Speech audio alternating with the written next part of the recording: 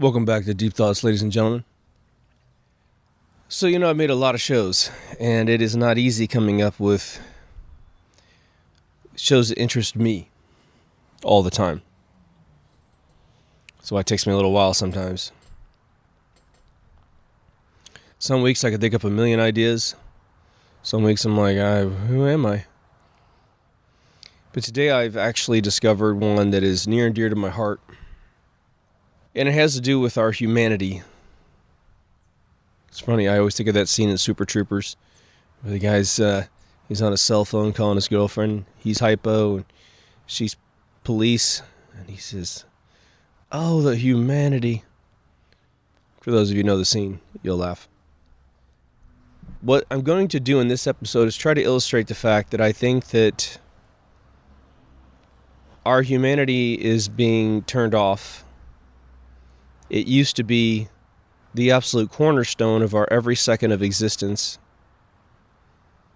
And I think it's through story that it's being turned off. For instance, I think humanity is being replaced with exhibition. In my eyes, I can't give you a better example than the remake of Willy Wonka and the Chocolate Factory. There's a 1973 version, and then there's whatever Tim Burton's version. Now, I understand remaking that movie, technically speaking, because the kids of today may or may not be mystified by the old movie. They might see through the props, thus killing the illusion. I actually don't think that if you raise your kids with it to begin with, that they're ever going to notice anything. I raised my daughter in that movie. And by the way, she just adored that film. Plus Wizard of Oz, Three Amigos, Explorers, those kind of movies. And now I've given this example several times, but I think here's what's going to be really cool about this episode. We're always trying to figure out where they are disembodying humanity. And it's kind of this abstract target. Well, I felt like, there was more of that, and that's annoying. But I don't know that we've actually said, why is that annoying? Why is that less than what it was before? Why am I coming away totally unsatisfied? Now, I guess I should say there's going to be a spoiler for either movie if you haven't seen it. I've seen the 73 version, 50, 60, 70 times. If I watched it right now, there's a little tiny part of me that would choke up inside when I see the finale. Simply because we've lost this humanity. So the plot of the first movie is very similar to the plot of the second remake of it, but it's missing one thing. It's missing its humanity. Charlie Bucket is obviously a really poor kid, and he wants a golden ticket. He lives in a shithole. His grandparents are stuck in the beds at his house, right? He's got two couples. His mother's just slaving away. He's throwing newspapers and doing whatever he can do to raise money to buy a loaf of bread, for God's sakes. And so he really wants this ticket. So his grandfather helps him. He earns some money, and his grandfather pulls out a coin he's been saving forever so he can go buy these candy bars to see if he can have the golden ticket. Meanwhile, there's 4 other kids out there. Let's see, 2 girls, 2 boys. 4 other kids out there that are rich as hell, and their parents are just opening hundreds of boxes. So eventually, when we think he's lost, down and out, someone's already claimed to have the last ticket. We find out that last ticket was a fraud, and he ends up finding some money in a rain drain, runs in, grabs the damn thing, and gets the ticket. Unbelievable, right? But each time in the first film that a kid gets a ticket, they're yelling and screaming, "I got the ticket, I got the ticket." But there's this guy named Slugworth. He supposedly owns the competitive chocolate company. So he's Willy Wonka's nemesis. And he goes up to each one of the kids, and he's whispering in their ears. And the deal he's making them is, if you get inside Willy Wonka's factory, he makes something called the everlasting gobstopper. I want you to steal one, bring it to me, and I'll give you so much money, you won't know what to do with it. right? So we go into the park, or we go into the chocolate factory. Gene Wilder plays the first one. He does a phenomenal job. I mean, Johnny Depp did a phenomenal job too. He just had, I think, a weak script. But he took the lines that he had and he blew them up fairly well. But it goes all the way through the movie where each kid is, not doing what they're told, and 4 out of 5 kids have to leave the factory because they're literally physically transformed in some way that they need help. One chick turns into a blueberry. One kid gets stuck in the chocolate piping. Augustus Gloom.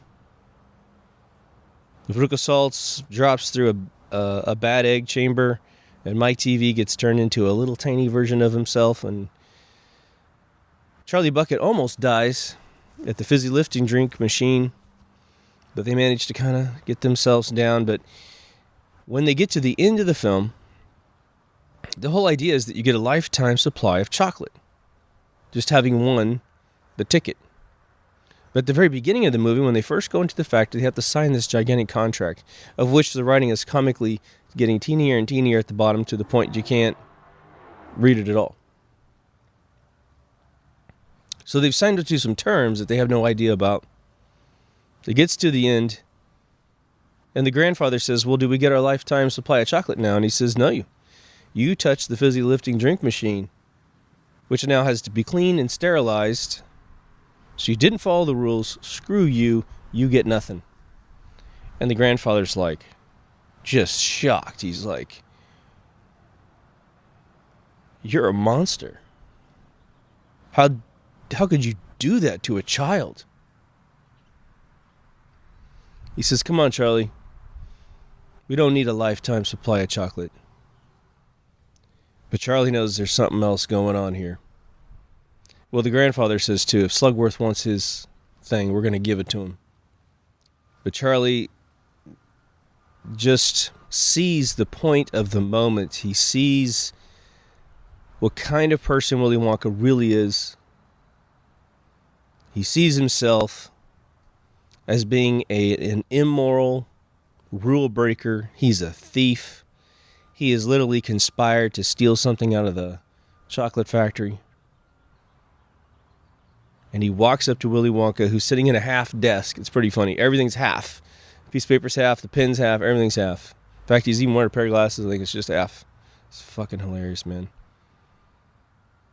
And his little hand reaches up and drops off the everlasting gobstopper. And then Gene Wilder delivers probably one of the best lines ever written in any movie ever. He says, so shines a good deed in a weary world. And he places his hand on it. And Charlie is sort of in tears as he walks away. And then Willy Wonka spins around. He says, Charlie, you did it.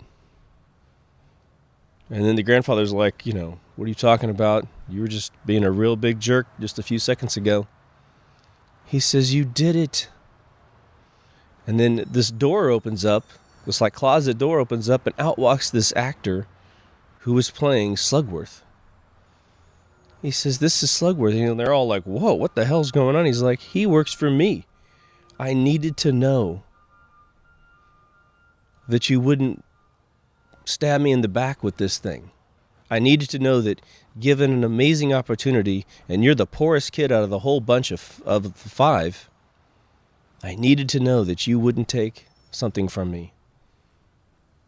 And then he gives the kid the whole factory, and he says, you're going to get lifetime supply of chocolate because you're taking over. I had to do this stunt to filter kids to take this over. All right. Think about the multiple levels of humanity, moral upticks, lessons in life that are just in the last probably 3 to 5 minutes of that movie. I mean, there's more beyond that point when they fly the glass elevator around. But just in that scene, everything built up to pop all those items. It's absolutely masterful storytelling. And supposedly that last line I just told you about, they didn't have that line in the script. realized they had just an emptiness to it. Called the writer from England. He was in some other set in New York, and just on the telephone, he just makes it up. And there it is. I mean, that's where you just let the universe go through you, right? The Philip K. Dick River of Truth, or River of Knowledge, or whatever. The most beautiful thing just happens when you just listen to the universe. But now, what about the remake? Do you remember anything like that in the remake? Do you remember a Slugworth? Do you remember the kids not, kids trying to steal something? Do you remember, it being about Charlie at all? Because I sure as hell don't. I remember it being all about Willy Wonka and his weirdo dad, who's the dentist, and it's all about getting cavities, and his father disappears. It's all about his situation, and then his situation is really just a psychopathic, abusive father that he has to get over. Okay, where's the demographic in that? Oh, we got a bunch of kids that are now, we don't have good kids trying to remain good in a beautiful Mr. Rogers arc. We have a bunch of parents completely strung out on materialism, consumption, and they are beating their kids at night. So this will really appeal to the masses on that level. It's the most unfocused film. And of course they say, oh, it's more like the original book. Hey, I haven't read the original book, but the cast and crew and the writing team of 1973 did you a huge favor. All you needed to do was take it, which is to recreate in your own way what was going on there. We don't have to have every square ounce of the world injecting humanity into it, but it used to be like that. Think about all of the fables that came out of the Babylonians, all of the tales that came out of the Egyptians. When you truly read their storytelling hieroglyphs, the prodigal son is an Egyptian hieroglyph. All the Greek plays, the famous Greek plays, all of Shakespeare's work, all of it, or Francis Bacon, however you like to think about that. All the musicals that ever really were famous up until maybe the 80s, it started to fracture. Everything had a super duper point of impacting the hearts of the audience. And today, everything is so fucking diluted, meaning watered down, so exhibitioned. You've got scenes you watch and you're like, oh, okay, it's another 15-minute robot fight scene. Now, you can have a robot fight scene go for half an hour with everyone crying their eyes out in the theater, as long as you link what's at stake to something that is absolutely fucking huge, beyond just save the planet, which ain't bad, but a puppy dog dies over there and a kitty cat dies over there, so something's going to go down here and it's going to break your heart in the end. It's a horrible example from what I'm trying to say here, but we are losing ourselves the more that we feed some fiction into our minds. Now, some things on TV are so unbelievably, rhetorically, retrospectively deep that it's potentially causing us to expand our thinking, to be enlightened. I think the writing in HBO's Westworld is some of the finest storytelling ever. If you don't come out of that series, even just the first season, capable of thinking of yourself more as a machine than this spiritual human, and you have to go through that cycle. You will probably return to being a spiritual being.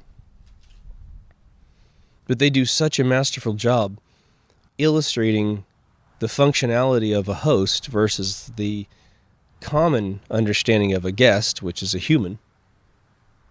Anthony Hopkins has some lines where he is reflecting on his former partner's philosophies of how to build the mind of these robots. And Anthony Hopkins is playing beautifully written, he's playing the secular side of the game. There is no consciousness. Consciousness is absolutely an illusion. You have no soul. We are simply these instinctual robots that go in loops. Whereas Arnold, his previous partner that he's always referring to, really noticed that he was bringing these creatures to life. I mean, that the hosts actually achieved, by any definition, true artificial intelligent to intelligent life. The one thing about Westworld that's interesting is that, and this is written by Michael Crichton. God bless that guy. He died, I think, 50 years old. Just horrendous loss. We lost Rod Serling at 50, and we're losing Michael Crichton. We lost Michael Crichton at 50. But the low-hanging fruit that you understand about the show when you just get to the very first show, I mean, you'd be halfway through the very first season 1, episode 1, and you will realize the people that are getting off this train to visit this virtual world, I mean, it's a real physical world, but it's obviously built out of a bunch of androids that they call hosts, that the humans are there to do things that they could never do back in the real world, such as be someone, like Total Recall, to be someone that they've never been before, but they've always felt they had the capability of doing it inside their hearts, right? So they dress them up like cowboys. Some of them come stag, some of them come with their buddies, some of them come with their wives, or I guess you could say husbands. And they're just there to sling guns and have sex and drink and do it all over until they have to leave at like $40,000 a day. But you see this carnage that's coming out of humanity. They are walking into bars, having a couple drinks and losing their shit and blowing people away, shooting women, shooting prostitutes, shooting other guys in the room. And that is something that in the real world, even if it was the Wild Wild West, you probably wouldn't do that because of the ramifications. One, you're breaking the law, but two, you have to live with those choices. But supposedly in this virtual West world, they can kill a human being, slaughter them basically with bullets, and go back home and sleep fine. I think Westworld's a very valuable gift to the mind to sift through a bunch of different things. And then their take is, and again, first episode, they're saying, look, you're going to come in here and you're going to shoot people, you're going to drink, have sex or whatever, but the deeper game is that you end up finding out who you really are over time. Do you really have the guts to do this long term? Because anyone could do a crazy thing one time. You could jump out of a plane one time. You could take a dare that's just insane one time. But in Westworld, you find out if that's actually a part of your inner clock. Back in the day when I was a kid, the smallest sitcom on TV had the biggest lessons of all time. Like Leave It to Beaver was really just kind of a moral playbook for kids to watch, as they would make bad decisions to lie and hide things and steal or whatever, whether it be accidental or intentional. At the end of the game, at the end of the 25-minute episode or whatever, it's all resolved and we learned not to do that. And that's cool. Then you get in the 70s, we got the Jeffersons, we got Good Times, we have Three's Company, which is a little lighter, right? That's where we start getting lighter. But we had just a ton of them, right? Different strokes, all these things. 8 is Enough. Most of the shows was heavily dramatized towards a particular moral uptick. Then things just got circumstantial.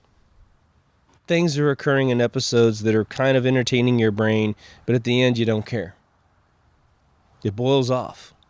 By the 90s, you got the WB network cranking out show after show after show. And it was just boring because there was no intellectual food for your mind. And whether or not you can sense it consciously or unconsciously, you're sensing it. Scary movies got ridiculously popular after Halloween, after John Carpenter's Halloween. Again, there were scary movies all the way back to Ed Wood's era. But boy, after Halloween, we got Friday the 13th, we got Freddy Krueger, we got all these, Texas Chainsaw Massacre was in the 70s, but again, those were like back there. But those are heavily exhibitionistic, right? I mean, there's not a lot of, even The Exorcist, it's an amazing film. It is an amazing film. But what's the moral uptake? Don't get possessed by the devil? I don't think so. Little girl didn't go into some satanic ritual. She just happened to come down with this, and then the preachers work really hard to save her.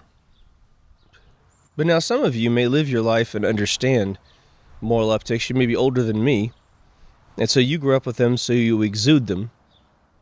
But it's not easy to live an archetype of moral uptick, is it? What do I mean by that? So you're a grandfather, grandmother, and you're participating in the raising of your grandchildren, let's just say.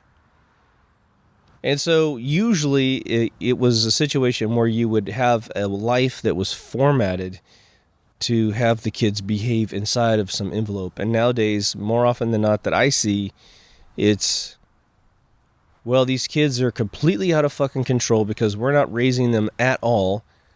And so we're going to dump them off with grandma and grandpa, and they are going to just have to control them, just like Tasmanian devils. Boy, it wasn't that way when I was a kid. It wasn't that way. One, we behaved back in the 70s. We had something called spankings, and boy, are they effective. And this whole thing about not spanking your kids, jeez, man. Yeah, maybe not with a goddamn belt, maybe not with a foreign object, but your hand, the flat part of your hand. I mean, my God, how many times you have to spank a kid in their entire lifetime? 3 or 4 tops. And those babies, you just pop their diapers and they just go, whoa. And then they're totally ready for programming, right? They're like, what did I do? You're like, don't put your finger in there. I told you not to do that. You're going to shock yourself and you're going to die. Okay. And you give them a big hug and then you're like, let's go do something fun. Okay. And it's like, okay, but I'm not touching that damn thing again. But today, parents seem like they want to let the kid electrocute themselves because they don't want to hurt their feelings, right? Fuck me, I tell you. But when you went to your grandparents when I was a kid, they were the super uber adults. They were the ones that knew all the rules. They had experienced more life. They had topped out into near retirement or retirement. And they were just oracles, like that lady in the Matrix making cookies. So you sat and you talked with them and you got all this history of your family. You extra behaved around your grandparents. You would never let your grandparents hear you swear, or you wouldn't want them to hear, maybe you losing your shit some other place. Like, you just don't want your image of you to your grandparents to be tarnished. I'm speaking from a small town. I've talked about the Electoral College in respects to this, but Electoral College is all about maintaining humanity. But it's never described like that. What am I talking about? Well, okay. I don't know if Europe has this. Here we have this thing where for your geographical footprint on the United States of America, you proportionally get votes on any federal law that might impede you. And so, let's just say that Kansas doesn't have that many people. I don't know how many people Kansas has. Let's just say 20 million or something like that. Whole state. Where LA's got 20 million and with the surrounding regions. So this one city's got as many votes, technically speaking, of people votes, as the entire state of Kansas. But the Electoral College says, no. You occupy this space, and therefore you get so many electoral votes. Now, California is the biggest state in the union, so we get the most votes. Texas, I think, be number 2. I'm pretty sure it's just slightly bigger than Texas, but Kansas gets so many votes. Okay. If they were to let the coastal regions determine what this country was going to be like, there'd be a bunch of sirens going off. The Midwest has a moral code. It is built into the way that they live, and it's the exact cause of it is simple to understand. When you live in a teeny tiny town, everyone knows who you are, and you cannot be a jerk. because there's repercussions. You hear me talk about all the time in the episodes.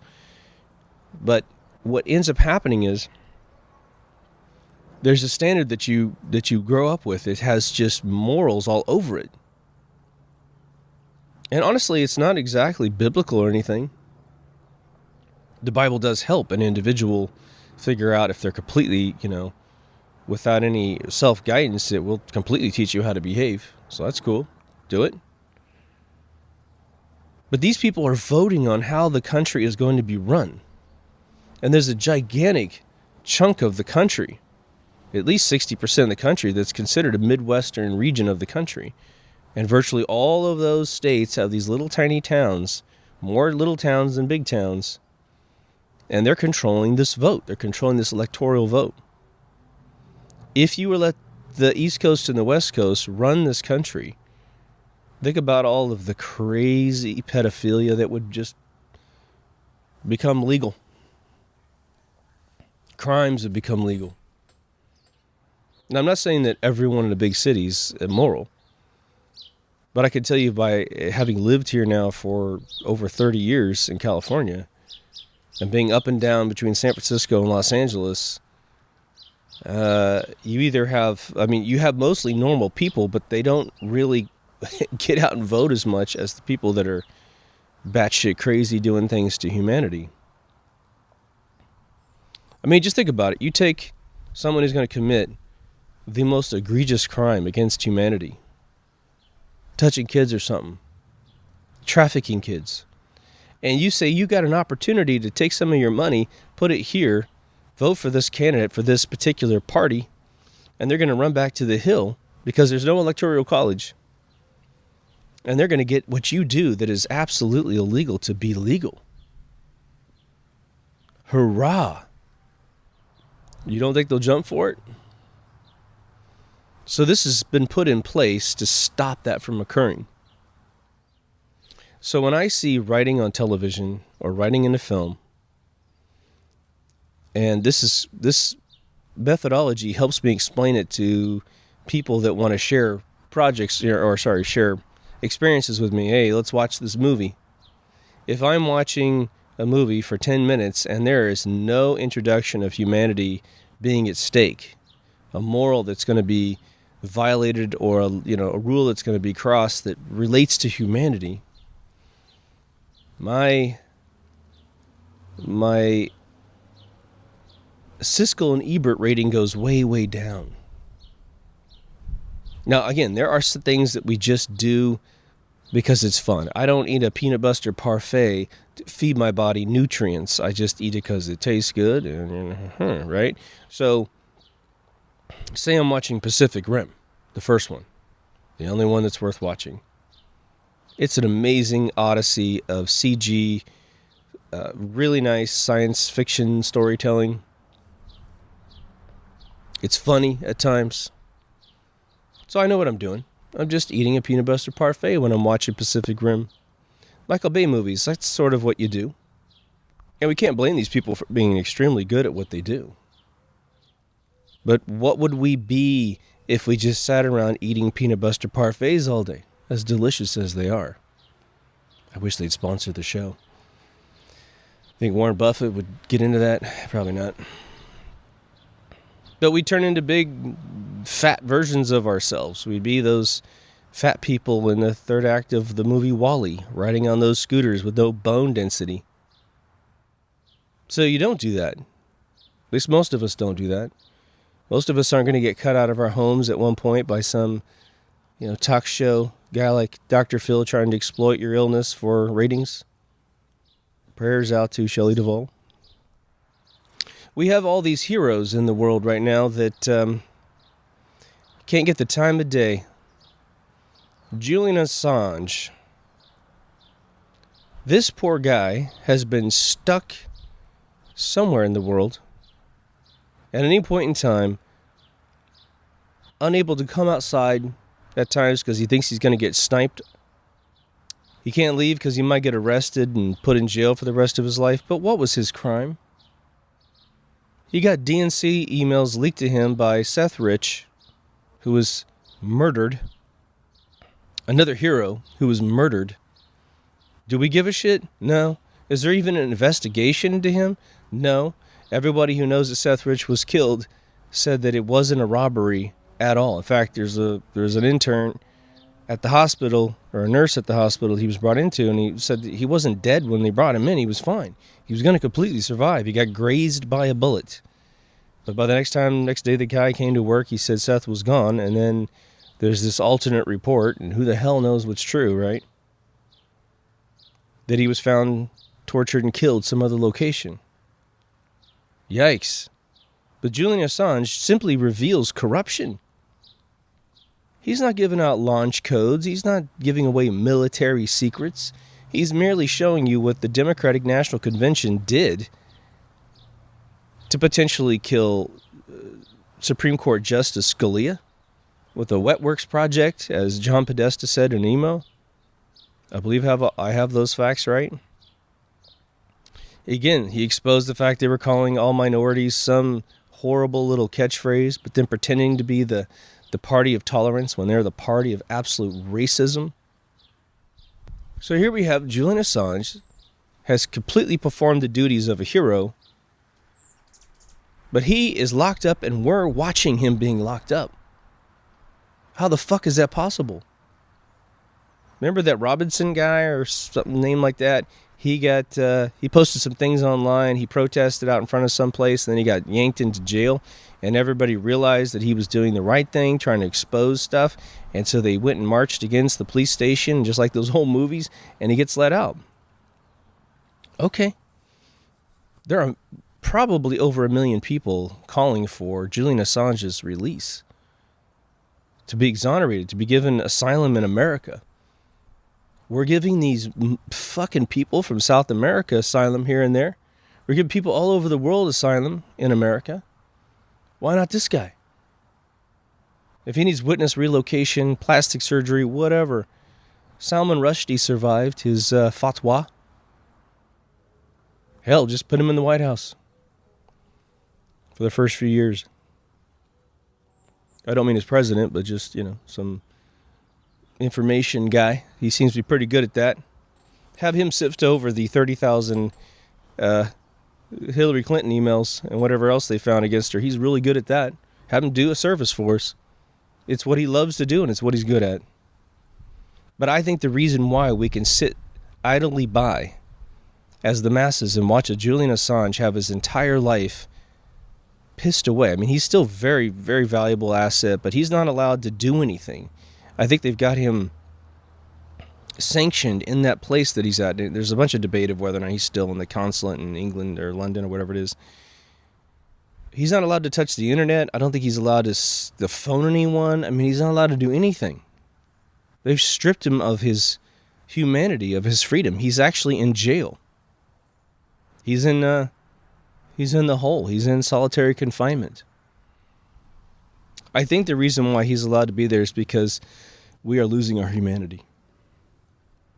What happens if you consume a bunch of fake news, a bunch of crappy television shows, a bunch of crappy movies, a bunch of useless videos on YouTube? That's the majority of your intellectual diet, let's just say.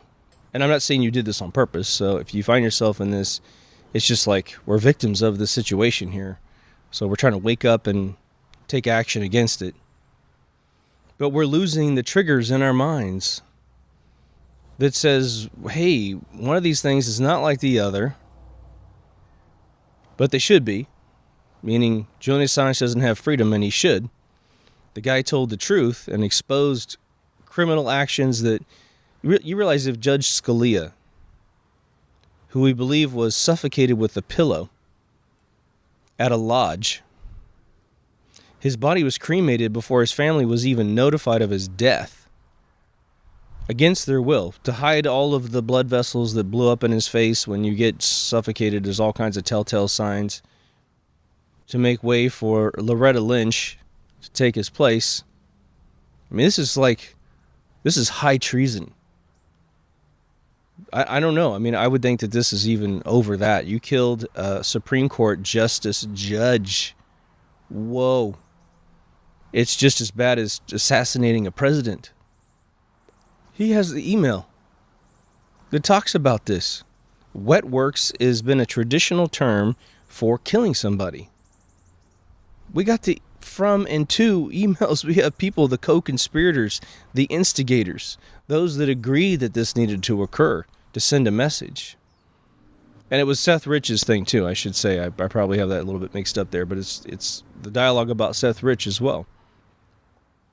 You know, there's the old analogy, boiling the frog slowly, which I guess is not, someone said it's not true. I can tell you it's definitely true. Because I accidentally did it once using a drain pipe by a creek. We had a really cool frog stuck in the pipe, and we just wanted to look at the dude. But someone was running water inside and ended up running really hot water. I mean, someone must have taken a shower or something, because it was going and going and going. And he was fine. We were thinking he's getting a little bath, and then eventually he transforms and dies because he got completely overheated with about 110 degree water. But if you bleed the humanity out of civilization because you simply cut it off, it's like cutting off the nutrition to a person's diet, and they go eat fast food every single day, and they eat GMO foods, and everything is filling up your belly and making you feel like you're full and you're satiated, but in the end, you're turning into this emaciated version of yourself. Your T cells start to deteriorate down, then you die. When I was a kid, parents didn't have to watch things before you watched them, because it wasn't the way they wrote. There was, in fact, they knew that if you went and saw, like a scary movie, Friday the 13th, or you saw Porky's or something like that there wasn't going to be a whole lot of like moral upticking in it. But even Revenge of the Nerds, for God's sakes, had a moral uptick, several at the end. Treating people badly, and then finding out that nerds are people too. It's sort of a fictional thing, but in the end, it's a very true archetype in this reality. How do you think we get psychopaths? Because someone's a little bit different, and people don't want to have to deal with it, and so they keep alienating a person, little micron after micron after micron, to the point where they have no social skills. Now they're in their 20s, they're in their 30s, they're in their 40s, and everyone's like, man, don't invite that guy. But if we just reached out to those kids that are a little bit shy, they get off on things you don't get off on, looking through a telescope, turns them on, doing some math on a piece of paper, gives them the same stimulation as you get having sex with somebody. All right. Hey, more for you, right? And this guy, they can solve problems for you. So for those of you who listen to the show regularly, which will probably be the folks that will listen to this particular episode because it doesn't have moon in it, I'm pretty brutal on organized religion. I'm encouraging everyone to take a step out of it. But I'm not telling you to throw away the moral imperatives, the moral lessons within the Bible. I wouldn't worry about the definition of God in the Bible, which may make some of you confused. Worry about the definition of yourself when you read the Bible. And I apologize, I don't have any massive knowledge of other books, save perhaps the writings of Buddha, the little book called The Prophet. When I see what's going on in the world today, and these organized movements by people like George Soros, the Democratic Party, that are just utter divide and conquer mentality mantras, they're trying to shit start. They want wars. They want civil wars. They want world wars. They're old school deep staters. And then I see an evangelist knock on someone's door. I see a group of people go into a church, a Christian church here in America. I see the Mormons who might come to my house once a year until they give up. I see this force of good, whether I agree with their interpretation of reality and who's God and the whole mechanism of Jesus and all that stuff. It's okay. They're not bothering me, and they're not hurting me. There's no crusades going on right now. But it really is a group of people that are the only organized force on this planet that could save humanity from losing its humanity, the human race. And because we don't have any formalized mechanism to teach people this stuff outside of religion, we're kind of screwed. Now, obviously, a bunch of people figure out how to be really nice to each other without touching a Bible at one point in time. But as I have asserted several times, you might check your history, be very honest with yourself. Did you learn morals from a relative or a parent, a grandparent, someone who worshiped the Bible, and they got their morals from the Bible and they passed it to you, and you were able to hold on to those rules in a secular bubble versus a religious bubble? If you're like that, then you should be a little afraid as to what's going to happen when you have kids and they have kids and they have kids. Who's going to be there to keep them from turning into a brave new world? Or worse yet, some 1984 Orwellian world. You see, the deep state always goes for your kids. They don't give a shit about you. I mean, they will manipulate you for a vote here and there, but they really want your kids, because what they want to do is create an army of humans that have absolutely no resistance, no original thought. They can't think for themselves. They get on Antifa things. I mean, just think about the poor, ignorant motherfuckers who join Antifa. Seriously. We're talking about hopeless kids that, if they get their shit together before they die, my God, it'll be a miracle. Because the level of utter stupidity of becoming the most fascist group in the United States of America and Europe, but naming themselves anti-fascism, Antifa. Wow. It's as crazy as that Dave Chappelle episode. I think it's his first episode on his Dave Chappelle show, where he plays a blind black guy who's a KKK member. And when he finds out his wife is actually white, he divorces her because, she likes black guys. And he can't have that in his world. That was funny because that was just so insanely upside down. It was one of the most brilliant skits he ever wrote. But that's these kids. And thank God they're just a microscopic little bit of scum on the tub. And they've obviously lost a lot of their fuel, except for on Berkeley University. And I want to say, too, that I've actually spoken at Berkeley once, and that makes Berkeley look horrible. And Berkeley's not that type of organization. Yeah, there are a bunch of liberal kids up there, what have you. They become liberal once they go there because they don't have any choices that they've already made before they're 18, and so they go into those liberal bubbles and they feel accepted if they go liberal, and there you go.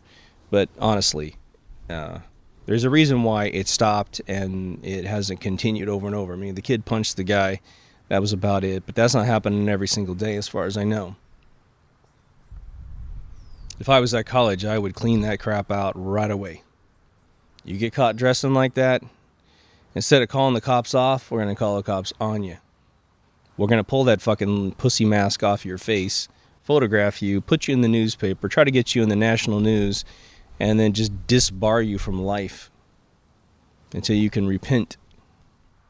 So if we go a little deeper, before we close this off, and we look at it and we say, okay, how does all this stuff get started? Do little kids start these divisive groups? No. They're started by deep state organizations who find a bunch of undereducated, gullible people who, for lack of a better term, they don't have any purpose in life. And so they're given this purpose. Hey, do this thing. It really matters. Oh, God, I want to really matter. And, there's a paycheck too? Okay. But how is that person so easily swayed into this divisive group? Well, there's a bunch of little tricks they do, don't they? One, some will just do it for the paycheck because they're greedy. Others will do it for that psychopathic thing where they don't really have any integration with society. They hate society because they were treated bad, and now they just need something to give them, a direction. But the other one is probably the biggest one, is they play the scapegoating card. Your life sucks because of them. You're a have-not, they're a have. Now let's go kill them. It's really kind of what it turns out to be. The poor kid the Mormon kid that had the fake Native American soldier. He was a Native American, but he's not a Vietnam vet, which he tried to insinuate that he was. Man, I hope that kid wins that $250 million lawsuit. Oh, I hope the jury comes back and goes, no, we think you deserve $500 million. Just one of those beautiful cases like the Monsanto case that was lost to the gentleman here in California. And they gave him more money. It just was amazing, beautiful. But you had this group of black guys that were, and this is not a racist thing, but that particular group of guys, they were just shouting the most visceral, violent, scapegoating crap you've ever heard in your life. Everything that came out of their mouth was a scapegoating thing. And obviously they didn't write all the doctrine. They got it given to them. It was developed someplace else to instigate, divide. They read it. They obviously don't have any perspective on history. And they're not enlightened to the way that the human mind develops over centuries to understand that, okay, when you're 20 years old, the likelihood that you're going to be the exact same person when you're 50 is nil. There's some people that can pull it off, but, Christ, they're 1 in 10,000 people or something like that. But they're dragging out all this history and they're misconstruing all of its intent. Gotta kill Whitey to fix everything. Those guys are victims. And it's one of these things of, let's just say my little hometown has 10,000 people, roughly. And you want to know, okay, which out of these 10,000 people are super duper gullible for whatever scam we're going to pull? And they go into my hometown and pull scams all the time, man. They have recently pulled some doozies that are costing my town tens of millions of dollars that they're paying for. It's horrible. But they just fish. The amount of people that come through, it's really funny when you watch those old Midwestern Westerns from the, the Westerns from the, 40s through the 70s where they made those, they reenacted the snake oil salesman who goes into town. He's got this little carriage and he's got everything in there, oil that fixes everything. The guy just has to sit there downtown, start his spiel, start his thing. Do you have aches and pains? Do you have hair loss? Bah, bah, bah. You take this snake oil, boom, boom, boom, and it's going to bring it all back. In fact, I know a guy in Omaha, Nebraska that took this and he had so many hairs and he had to stop taking it, bah, bah, bah, bah, bah. It felt so good, she had to stop taking it. It's such a powerful thing. And you just watch who in the crowd is gullible. And how do you find out? They buy it. The other ones just walk by. But even back then, there was a code that started. The town started watching these guys come through, sell a bunch of crap that didn't do anything, and then after about the third or fourth time they go through that town, the sheriff's on their ass in 2 seconds with the posse. You take your goddamn cart and you get the fuck out of here. And we're gonna send telegrams to every single town in this area to let them know you're coming, and not to let you sell your wares because you're peddling crap to people. You're stealing money from people who need their money. Let's go with that archetype. The whole Black Lives Matter thing was developed by the Obama administration to hate the cops. People like Maxine Waters going and lie to people in the ghetto to see if you vote for me, I'll get you 40 acres and a mule.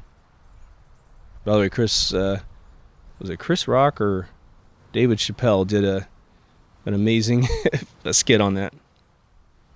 But the thing is that Maxine Waters goes down and says she's going to do a speech. If you show up and you're rootin' tootin' for her, maybe you should go back to school. Maybe. Because the chick has only lied to you the entire time she's existed. Absolutely psychotic. You want to pick on a white lady? Put Pelosi in there on, if you want to do a racial divide thing. Can't remember Donald Trump's name, for God's sake. She keeps calling the guy Bush. Hilarious. She's losing her fucking mind, and she's in charge of the super PAC on the Democratic House side. Wow. Antifa. I don't even know where this group starts. Antifa feels to me just like Nazi Germany. What was the story behind Hitler?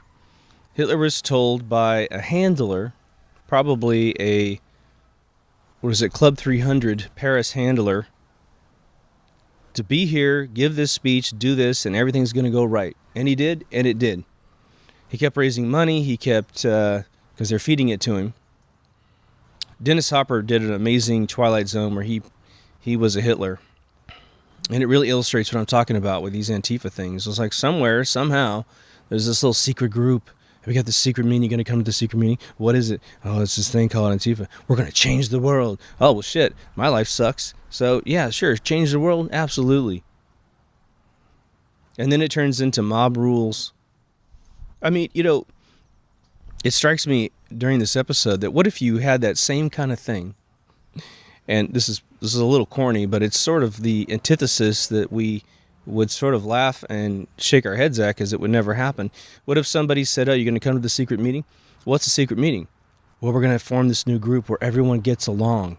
We're going to break down the barriers between people. We're going to help people understand each other's perspectives. Oh, sure. That's never going to happen, right? We have doublespeak like crazy today. The Democratic Party is this party of tolerance, right? Well, look at all the videos where people are sitting on jets trying to take off, and people are like, I can't sit next to you if you wear a MAGA hat. I can't sit next to you if I even know that you like the President of the United States. And they become rude. I'm talking about, in any other light, the people that are losing their shit on these planes are getting yanked off. Thank God. Oh my God, it's the most celebratory thing I've ever seen in my life when these old motherfuckers start running that shit and start treating someone like a piece of shit just because they believe different, thinking that, of course, the two of them even think the same on whatever the hell they believe, and they just get yanked off that thing. And they're because you're not going to touch me. And the marshal's like, you know what? I've touched a lot of people stronger than you, and I got them off the plane, so watch this. Let's break your hip. Let's go do that. But they show you they're a party of intolerance. I mean, it's interesting. You always hear the phrase moral fiber. And I heard that my whole life. I was like, moral fiber. I'm like, yeah, whatever. It sounds like some old farty phrase or whatever. There is a moral fiber, is there not? And it's essentially, we talk about the universe all the time and what it's made out of. And I'm always telling you guys, ether's real. It's a particle. Makes up the soup of the universe. It accounts for all gravity, just like water around a bubble, blah, blah, blah. All right, well, you know what the ethereal particle is of morality? It's common law. Do no harm. Do no harm is the most fundamental particle in the moral fabric of society. But what's a moral fabric then? Why do you need a moral fabric if you've got this do no harm thing? Well, sometimes people can't understand the higher construct of humanity. What do we do when someone mistakes something and gets really offensive? Maybe even violent. Well, we construct out of this little ethereal particle of morality, this do no harm particle, a more complex story. A Willy Wonka show. And it provides a context for those really complex situations where we have to mathematically define to the person who is disputing their behavior such that they can see where the harm is actually occurring, and then look inside themselves and go, okay. And then we try to provide sort of this reservoir to say, okay, you're out of gas. This is why you're so cantankerous right now. So over here is a reservoir where you can actually place your mind and fill back up again and relax. And we're all going to respect the fact that you've gotten to this heightened state of disarray in your mind. And maybe there's some good reasons why you're pissed off, but they're not reasons that are going to equal this reaction that you're having. How many road rage incidents happen where someone cuts someone off on a car and then they end up killing the other person? Really? So they accidentally cut you off, or even they've had a bad day themselves and they're intentionally just being dicks in the highway. Now, some of us might think that they need to go to jail for a little while for doing that kind of shit, and they need to calm the fuck down and get some education. But capital punishment, removing a soul, well, that goes on your permanent record. Doesn't matter if you even hide it with humanity and you never get charged. As soon as you die, you're going to get charged. You're going to have to face the most omnipotent, brilliant being that exists, and there will be no concept of the capability of lying. And if you've ever felt a little palpitations in your heart, in your chest, because you're about to get caught doing something wrong, this is going to be a fucking supernova in your soul of regret. Remember, regret is the mistake that you made, that no matter what the circumstances are moving forward through time, this illusion of time, you'll never be able to take it back. Now, just to loop back before I quit here, the other two movies that were essentially assassinated by Hollywood, although I don't think it's stuck, which is beautiful, is that the old movie Rollerball from 1975 with James Caan had an amazing epiphany. I did a whole episode on it if you want to watch that. But I got a lot of great feedback too from that, from people who've seen the movie and understand what I'm talking about. It's a film you need to see if any of this subject matter appeals to you. I don't care if you're a girl or a dude. At the end, in fact, if you have any problems understanding it, then watch my episode, maybe after, and then rewatch it again. But they remade it in the 90s, and it was a prequel. So they weren't trying to retell the old story. They were trying to do a prequel to it, and it just came and went. But the problem is when you go in the search words in the internets, you will find a lot of, in fact, it's actually gone back to the original, which is beautiful. But for 10 years, maybe even 20 years, you couldn't find anything about the original movie. It'd be like 30 photographs of the new one and like 2 of the old one. The Wizard of Oz. Wizard of Oz has not been remade, but they also made a movie called Oz. And you would find, for a long time, that finding Wizard of Oz content was a little tough because Oz was pounding the other one out of existence because the studio bought all the keywords.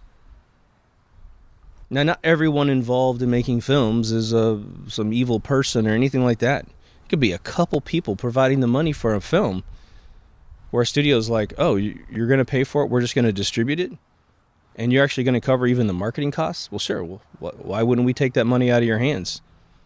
So it doesn't have any reflection on the studio at one particular point in time or anybody. It's just there's a couple people that want to do this. Directors aren't necessarily directly responsible for it either.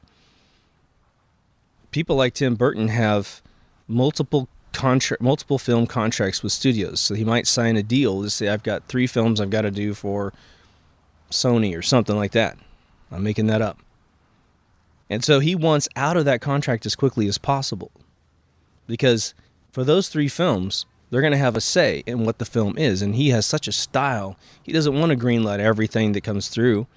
He's going to have to make it a Burton film. He's got a thing he does to scripts, just like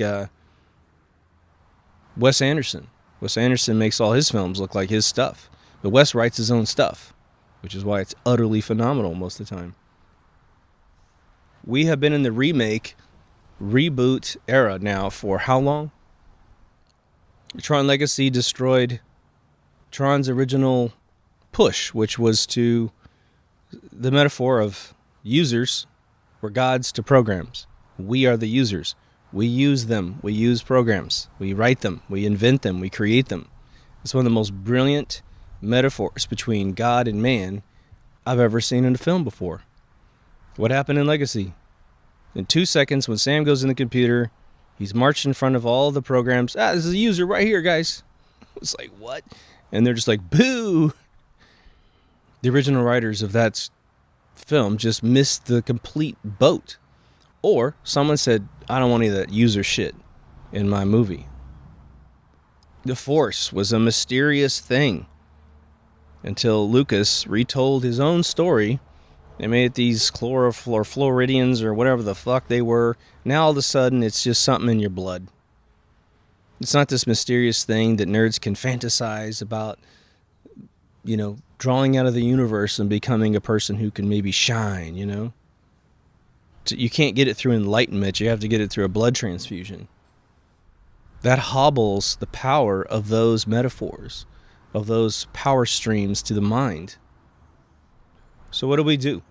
What do we do on a daily basis to regulate our humanity? I think it's interesting. I have several friends in Los Angeles and a couple in other places that are huge animal activists. And there's something extremely unique and beautiful about their souls, because they have an empathy bone that is, it's off the charts. The needle's floored. They look at an animal and they can see its suffering. And I've got friends who, most of us have friends that can see suffering in a cat or a dog, because that's our domestic choice here in America. But I've got a friend who empathetically saw the pain of snakes. They're special humans. And most of them have this extra equipment to see humanity for what it really is, because they have this external animal sympathy and empathy in the world. I do think that people who have cats are introverts and people who have dogs are extroverts. No one walks their cat on the beach. We have to look at what we're ingesting more so now than ever before.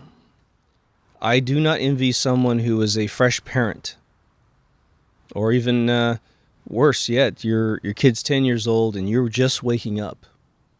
You're becoming woke. And now you're like, oh my God, I have allowed into my home all of this crazy stuff, and my kid's having attention span problems, behavioral problems. I've been giving them vaccinations. I've been feeding them horrible food. And you think to yourself, oh my God, I've been a horrible parent. My advice to you is don't spend any time punishing yourself for that kind of event if that is occurring to you. Rejoice in the fact that you now know how to change things. But you're going to have to sit down a little child if they have to change their ways drastically. And you're going to have to give them some education. You may have to teach them what diabetes is. You may have to learn how insulin wraps around glucose and delivers it to the human cell so that we can have energy. And you might have to get on a kitchen table with your kid and get a pen and paper and draw it all out for them. Draw it chronologically from the moment they eat candy to what your body does inside. And then teach them when you eat too much sugar, there's not enough insulin in the body to grab all that sugar. And so the sugar goes all over the body and inflames you horribly and causes a bunch of problems. And let them know that you made the mistake. Say, I just learned this. And this is a good piece of information now you can have. Hell, you could even teach your friends. And all kids like to be that, kid who knows something. So make it fun for them. I mean, if you were like a normal parent and you find out, my God, that, vaccinations are bad and fluoride's bad for you, and GMOs are bad for you, and eating too much damn sugar is bad for you, and all this other stuff. You find it all out at once. So what you might need to do is simply make a game out of it with your kids. You're going to do a bullet list. If you get a whiteboard in your house, it's awesome. Put it in your kid's bedroom. They get to draw on it in the meantime. But make a bullet list of all the things that you're going to have to change in the house, and then spend one day at a time explaining it to your kids. Make it fun. Go together and buy the toothpaste without fluoride, But just go through each one of the things on the bullet list. Make it a game. Go through all the bullet items on the list and make it a game. Take your kids to the grocery store to buy the non-fluoridated toothpaste. Make it a game. Let them pick the flavors. When it goes to buying food that's non-GMO, make it a game. Make it fun for the kids. Hey kids, look for this little label on your cereal. Then we can buy it. We can eat it. And this is not going to happen to us. When it comes time to prying soda out of their hands, teach them the insulin rule. You can bust your insulin index and you will always be out of whack in your body. Always. That makes you a diabetic. Show them what it's like to be a type 2 diabetic. Show them pictures of those machines that inject insulin into the thigh of a human being. So you get to have a needle in your leg all day long to take your insulin levels and then inject insulin into you. You get to have sores all over your legs the rest of your life. Oh, by the way, you'll live 30 years less. Unless you do everything right, right? Unless you do everything right. Exercise, eat well, all that stuff. In terms of cell phone use, teach your kids the more they use a cell phone, the shorter attention span they have. Anyway, I think you feel me. Do what you can to regain your humanity. Make sure that what you're ingesting is humanity, because what you ingest grows. If you haven't been to deepthoughtsradio.com, please go. That's where you can change your feed from audio to video. There's a locked Facebook group, a Twitter page, and a Patreon account for those who want to tip. Thanks for listening. Take care of yourself and someone else, and I'll see you in the next Deep Thoughts. Over now.